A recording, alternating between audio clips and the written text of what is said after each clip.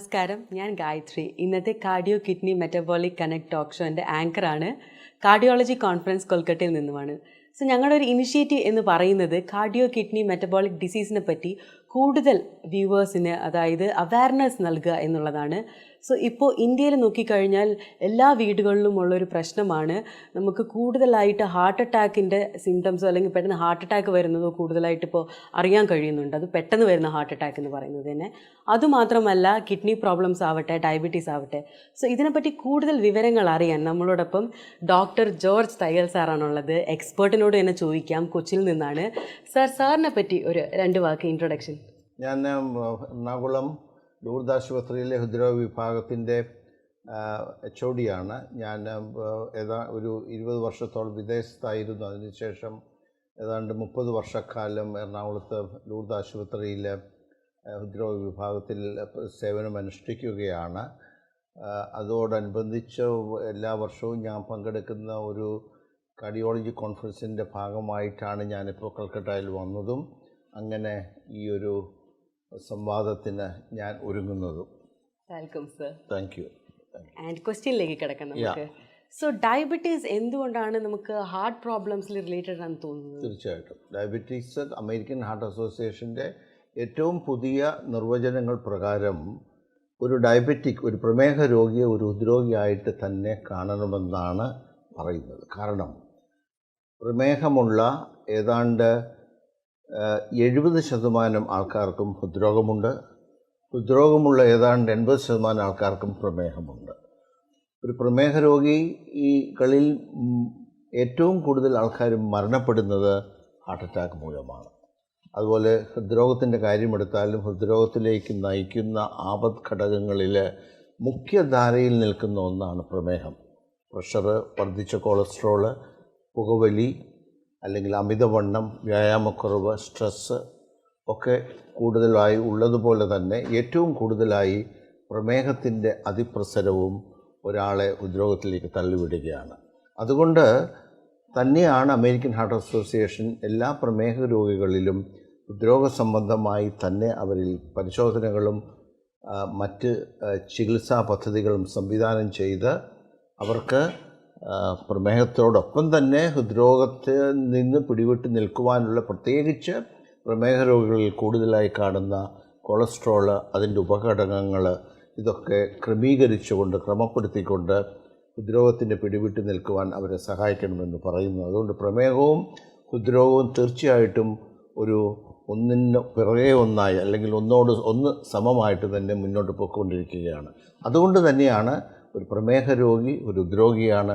അതുപോലെ ഹൃദ്രോഗമുള്ളവർക്കും ഇതിൽ ഒരു മുഖ്യ പങ്കും ബഹുഭൂരിപക്ഷം ആൾക്കാർക്കും പ്രമേഹമുണ്ടെന്നും പറയുന്നത്. വളരെ ഡീറ്റെയിൽഡ് ആയിട്ട് ഇത് എക്സ്പ്ലെയിൻ തന്നതിന് വളരെയധികം നന്ദി ഡോക്ടർ. അടുത്ത ക്വസ്റ്റ്യനിലേക്ക് കിടക്കാം. അതായത് ഇപ്പോൾ ഒരു നോർമൽ ആയിട്ടുള്ള ഒരു പേഴ്സണിന് ഹാർട്ട് അറ്റാക്ക് വരാനുള്ള ചാൻസസ് ഉണ്ടോ? തീർച്ചയായും. അതായത് ഹെൽത്തി ആയിട്ടുള്ള ഒരു തീർച്ചയായും. നമ്മൾ ഈ നോർമൽ എന്ന് പറയുന്നത് ഏറ്റവും പ്രധാനമായി 2 ഉദാഹരണങ്ങളാണ് ഞാൻ പറയാൻ ഉദ്ദേശിക്കുന്നത്. ഒന്ന്, 2022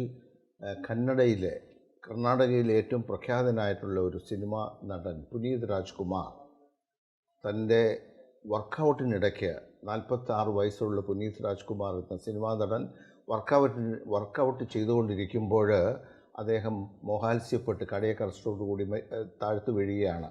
അദ്ദേഹത്തെ എടുത്ത് ആശുപത്രിയിൽ കൊണ്ടുപോയി ഏതാനും മണിക്കൂറുകൾക്കകം അദ്ദേഹം മരണപ്പെടുകയാണ്. 46 വയസ്സുള്ള ചെറുപ്പക്കാരൻ പുനീത് രാജ്കുമാർ. അദ്ദേഹത്തിന് യാതൊരു തരത്തിലുള്ള രോഗവുമില്ല എന്ന് അദ്ദേഹത്തിൻ്റെ ഹൗസ് ഡോക്ടർ സർട്ടിഫൈ ചെയ്യുകയുണ്ടായി. പ്രമേഹമില്ല, പ്രഷറില്ല, അമിതവണ്ണമില്ല, വ്യായാമരാഹിത്യമില്ല, മദ്യം കുടിക്കില്ല, പുകവലിക്കില്ല, ഓരോ തരത്തിലുള്ള രോഗമില്ലാഞ്ഞിട്ട് പോലും ആ 46 വയസ്സുകാരന് എപ്രകാരം ഹാർട്ട് അറ്റാക്ക് ഉണ്ടായി എന്നത് ഇന്ത്യയിലെ തന്നെ വലിയൊരു ന്യൂസ്, ഒരു പ്രചാരം നേടിയ ഒരു ന്യൂസായിരുന്നു. അതുപോലെ തന്നെ ഈ ഏതാനും മാസങ്ങൾക്ക് മുമ്പ് ഗുജറാത്തിലെ ജാംനഗറിൽ ഗൗരവ് ഗാന്ധി എന്ന് പറയുന്ന ഹൃദ്രോഗ വിദഗ്ധൻ, ഏതാണ്ട് 41 വയസ്സുള്ള ഹൃദ്രോഗ വിദഗ്ധൻ, ഒരു തരത്തിലുള്ള രോഗവുമില്ല. അദ്ദേഹം ഏതാണ്ട് 16,000-ൽ പരം ആൻജിയോപ്ലാസ്റ്റി ചെയ്തിട്ടുണ്ട്. ഒരു ദിവസം 16 മണിക്കൂർ ജോലി ചെയ്യുന്നുണ്ട്. ആ ആൾ ഒരു ദിവസം ഭാര്യയോട് നെഞ്ചുവേദനയെപ്പറ്റി പറയുന്നു. ഉടനെ തന്നെ ആശുപത്രിയിൽ പോകുന്നു. ECG എടുക്കുന്നു. ECGയിൽ പരിവർത്തനങ്ങളൊന്നും കാണുന്നില്ല. തിരിച്ച് അദ്ദേഹം വീട്ടിൽ വന്ന് കിടന്നുറങ്ങുന്നു. പിറ്റേ ദിവസം ഒരു മൃതദേഹത്തെയാണ് ഭാര്യ കാണുന്നത്. ഈ 2 ഉദാഹരണങ്ങളാണ് ഞങ്ങൾ ഈ അടുത്ത കാലത്ത് വളരെ പ്രഖ്യാതമായിട്ട് ചർച്ചയ്ക്ക് വിധേയമാക്കുന്ന കാര്യങ്ങൾ. ഈ 2 പേർക്കും കൃത്യമായ ആപത്ഘടകങ്ങളില്ല. ചെറുപ്പക്കാർ, 40 വയസ്സ് ചെറുപ്പം തന്നെ. നമ്മൾ പണ്ടൊക്കെ 60-70 വയസ്സിലായിരുന്നു ഹാർട്ട് അറ്റാക്ക് ഉണ്ടായിരുന്നത്. ഇങ്ങനെയാണ് എന്തുകൊണ്ട് ഈ ചെറുപ്പക്കാർക്ക് ഹൃദ്രോഗമുണ്ടാകുന്നു എന്ന ചിന്ത ഇന്ന് ഇന്ത്യയിലുടനീളം പല പ്രസിദ്ധീകരണങ്ങളിലും പല ഭാഷകളിലും വളരെ ഊർജ്ജസ്വലമായി നടക്കുന്ന ഒരു കാലഘട്ടമാണ്. അതേപ്പറ്റി ഞാൻ ലേഖനങ്ങൾ വരെ എഴുതിയിട്ടുണ്ട്. അതിനുള്ള ഉത്തരം എന്താണെന്ന് പറഞ്ഞാൽ, നാം ഓർക്കണം, ECG നോർമലായിട്ട് ഹാർട്ട് അറ്റാക്ക് ഉണ്ടാകാം. 40% കൊളസ്ട്രോൾ നോർമലായിട്ടുള്ള ആൾക്കാർക്ക് ഹാർട്ട് അറ്റാക്ക് ഉണ്ടാകുന്നു. അങ്ങനെയുള്ള കാര്യങ്ങളൊക്കെ ഉണ്ടാകുമ്പോൾ ഹൃദ്രോഗം ഉണ്ടാകുന്നതിൽ സാധാരണ നാം കാണുന്ന ആപത്ഘടകങ്ങൾക്കുപരിയായിട്ട് പാരമ്പര്യ സഹജമായ ജനിതകപരമായ പല പ്രവണതകളും ഉണ്ടെന്നും, പ്രത്യേകിച്ച് ഇപ്പോൾ ചെറുപ്പക്കാരിൽ കാണുന്ന ഡ്രഗ് അബ്യൂസ് ഈ ഹാർട്ട് അറ്റാക്കിൽ നയിക്കുന്ന വലിയൊരു ഉത്തേജന ഘടകമാണെന്നും ഒക്കെ കണ്ടുപിടിക്കപ്പെട്ടിട്ടുണ്ട്. പുനീത് രാജ്കുമാറിനെ പറ്റിയത് ഓവർ സ്ട്രെയിനിങ് സിൻഡ്രോമാണ്. പലരും ഡോക്ടർമാരുടെ കൃത്യമായ പരിശോധനകളും മറ്റും കൂടാതെ അവർ വ്യായാമ പദ്ധതിയിൽ ഏർപ്പെടുകയാണെന്ന് ഓർക്കണം. വ്യായാമ പദ്ധതിയിൽ ഏർപ്പെടുമ്പോൾ സംഭവിക്കുന്നത് ഓവർ ട്രെയിനിങ് സിൻഡ്രോമാണ്.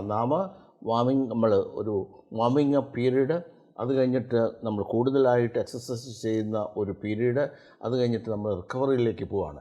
റിക്കവറി എന്ന് പറഞ്ഞാൽ മനുഷ്യ ശരീരം അതിന് ആ പൂർണ്ണതയിലെത്തിയ വ്യായാമത്തിന് ശേഷം റിക്കവറി ഉണ്ടായിരിക്കണം. അതിനെ പോലും ഇല്ലാതെ ശരീരത്തെ വലിച്ചഴച്ചുകൊണ്ട് അമിതമായിട്ട് വ്യായാമം ചെയ്യുമ്പോൾ നമ്മുടെ ശരീരത്തിൽ തികച്ചും അപ്രതീക്ഷിതമായിട്ട് ധാരാളം സ്ട്രെസ് ഹോർമോൺസ് ഉണ്ടാകുകയാണ്. കോർട്ടിസോളും അഡ്രിനാലിനും കാറ്റക്കൊളാമിനും തുടങ്ങിയ എല്ലാ ഹോർമോൺസും ഉണ്ടാകുകയും അത് നമ്മുടെ ശരീരത്തിൽ തിരയിളകുമ്പോൾ ഓരോ തരത്തിലുള്ള ഹൃദ്രോഗ പ്രഷർ കുതിച്ചു കയറുന്നു, ഹൃദയധമനികൾ ചുരുങ്ങുന്നു. അങ്ങനെ ഓരോ തരത്തിൽ പെട്ടെന്ന് ഹാർട്ട് അറ്റാക്കിലേക്കോ കാർഡിയാക് അറസ്റ്റിലേക്കോ പോകുന്ന പ്രതിഭാസങ്ങൾ തികച്ചും അപ്രതീക്ഷിതമായി ഉണ്ടാകുകയാണ്. അപ്പോൾ വ്യായാമം എന്നുള്ളത് തികച്ചും അപകടകരമല്ലാത്തൊരു പരിപാടിയല്ല എന്നാണ് അതിൽ നിന്ന് നാം മനസ്സിലാക്കേണ്ടത്. അതിന് ശാസ്ത്രീയമായിട്ട് നാം അതിന് വാമപ്പ് പീരീഡ്, വ്യായാമം, അത് കഴിഞ്ഞിട്ട് റിക്കവറി കൊടുക്കണം. ശരീരത്തിന് അത് കൊടുക്കാതെ വലിച്ചഴിച്ചു കൊണ്ട് പോകുമ്പോഴാണ് പറ്റുന്നത്. മറ്റ് ഡോക്ടറുടെ കാര്യത്തിൽ പറയുകയാണെങ്കിൽ അമിതമായ സ്ട്രെസ്സ്. അദ്ദേഹം ഏതാണ്ട് 16-17 മണിക്കൂറാണ് ഒരു ദിവസം ജോലി ചെയ്തത്, വിശ്രമമില്ലാതെ. അപ്പോൾ ചെറുപ്പക്കാരിൽ ഉണ്ടാകുന്ന കാരണങ്ങൾ ഓരോ തരത്തിൽ നമ്മുടെ വ്യായാമത്തിനും നമ്മുടെ ശരീരത്തിന് താങ്ങാവുന്നതിൽ അതീതമായിട്ട് ശരീരത്തെ വലിച്ചിഴയ്ക്കുകയും പുകവലിയും മറ്റ് പ്രശ്നങ്ങളൊന്നും ഇല്ലെങ്കിൽ തന്നെ ആവശ്യത്തിന് വ്യായാമമില്ലാതിരിക്കുകയും ആവശ്യത്തിന് ഉറക്കമില്ലാതിരിക്കുകയും ഒക്കെ ചെയ്യുമ്പോൾ ഇങ്ങനെ തരത്തിലുള്ള സ്ട്രെസ് ഇൻഡ്യൂസ്ഡ് പ്രോബ്ലംസ് ഉണ്ടാകുകയാണ്. നാം ഓർക്കണം, ഒരു മനുഷ്യൻ ഏതാണ്ട് 8 മണിക്കൂർ ഉറങ്ങണം. പ്രത്യേകിച്ച് കൂടുതൽ ജോലി ചെയ്യുന്നവർ 8-9 മണിക്കൂർ ഉറങ്ങണം. പക്ഷേ നമ്മുടെ ഇപ്പോഴത്തെ ഈ സാഹചര്യത്തിൽ നമുക്ക് 8 മണിക്കൂർ പോയിട്ട് പലരും 3-4 മണിക്കൂറാണ് ഉറങ്ങുന്നത്. ഇത് തീർച്ചയായിട്ടും അവരുടെ ആയുർദൈർഘ്യത്തെ കവർന്നെടുക്കുകയാണെന്ന് ഓർക്കണം. ഇത് വലിയൊരു പ്രതിഭാസമാണ്, പലർക്കും അറിയാൻ പാടില്ലാത്തത്. പിന്നെ കൂടുതലായിട്ട് ചെറുപ്പക്കാർ ഒത്തിരി ഡ്രഗ്സ് ഉപയോഗിക്കുന്നു. എൻ്റെ അടുത്ത് തന്നെ ചികിത്സയ്ക്ക് വന്നിട്ടുള്ള പലരും പ്രഷർ അമിതമായി കൂടുന്നതും ഹാർട്ട് അറ്റാക്ക് ഏതാണ്ട് 20-25, 20-30 ഇടയ്ക്കൊക്കെ ഉണ്ടാകുന്നതുമൊക്കെ ഇങ്ങനെയുള്ള ഡ്രഗ് അബ്യൂസേഴ്സിലാണ് നാം കാണുന്നത്. ജനിതകപരമായിട്ടുള്ള പ്രവണതകൾ കാണുന്നു.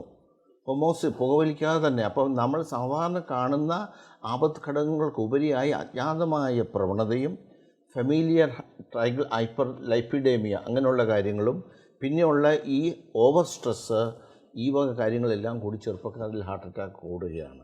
ഇത് വലിയൊരു പ്രതിഭാസമായിട്ട് വരികയാണ്.